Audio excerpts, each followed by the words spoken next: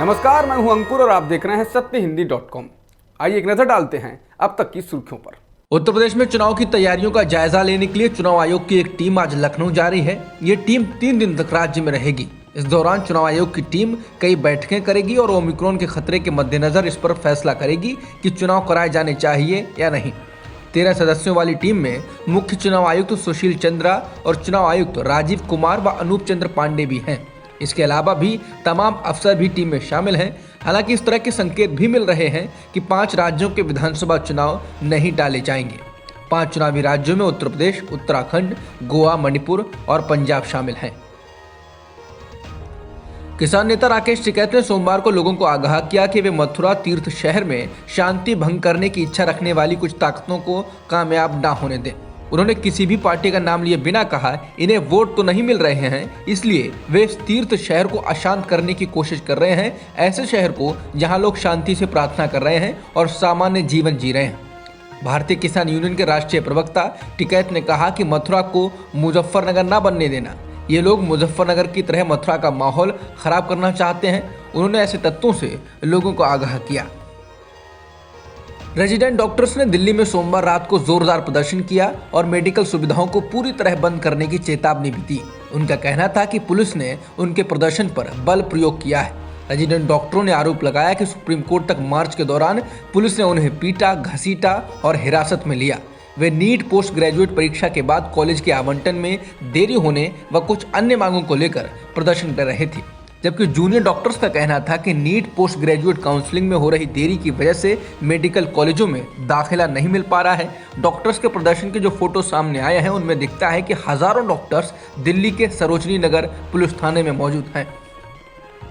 Federation of all India medical association ने उससे जुड़े संगठनों और डॉक्टर की एसोसिएशन से कहा है कि वो बुधवार से देश भर में स्वास्थ्य सुविधाओं को बंद कर दें। एम्स की रेजिडेंट डॉक्टर्स एसोसिएशन भी इनके समर्थन में आगे आ गई है और उसने चेताया है कि अगर 24 घंटे में सही जवाब नहीं देती है तो वे सभी नॉन इमरजेंसी सेवाओं को बंद कर देंगे। डॉक्टर्स के सड़कों पर उतरने की वजह से 3 बड़े सरकारी अस्पतालों सफदरजंग, आरएमएल और लेडी हार्डिंग में स्वास्थ्य सुविधाएं प्रभावित हुई। प्रदर्शनकारी डॉक्टर्स ने आरोप लगाया कि उनसे तय समय से ज्यादा काम कराया जा रहा है और उन्होंने नए डॉक्टर्स की भर्ती करने की मांग की। लेकिन ये मामला इस वजह से रुका हुआ है क्योंकि आर्थिक रूप से कमजोर वर्गों के लिए हाल ही में शुरू किए गए कोटे को लेकर मामला सुप्रीम कोर्ट में लंबित है और इन्हीं के कारण काउंसलिंग में देरी हुई है।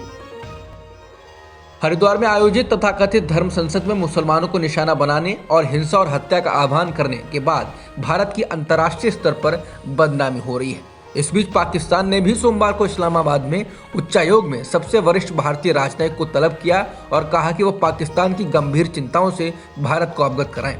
बता दें, विदेश मंत्रालयों द्वारा भारत में अल्पसंख्यकों से संबंधित घटनाओं को लेकर आलोचनात्मक बयान तो आम है, लेकिन भारतीय राजनयिकों को बुलाना दुर्लभ हो जाता है।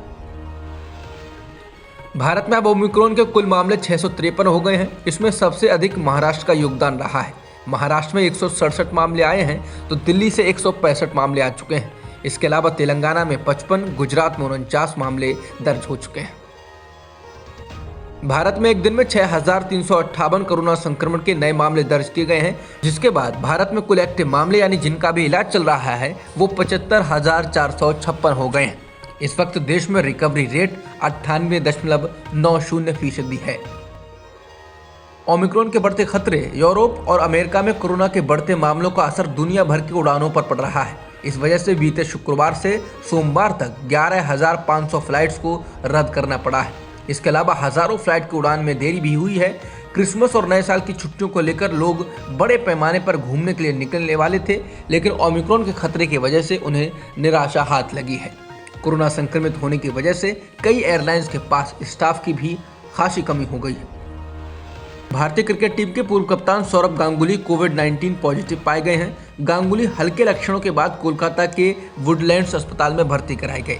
डॉक्टर्स इस दिग्गज क्रिकेटर के साथ कोई जोखिम नहीं लेना चाहते थे और इसीलिए सोमवार रात को उन्हें अस्पताल में भर्ती करने का फैसला किया गया।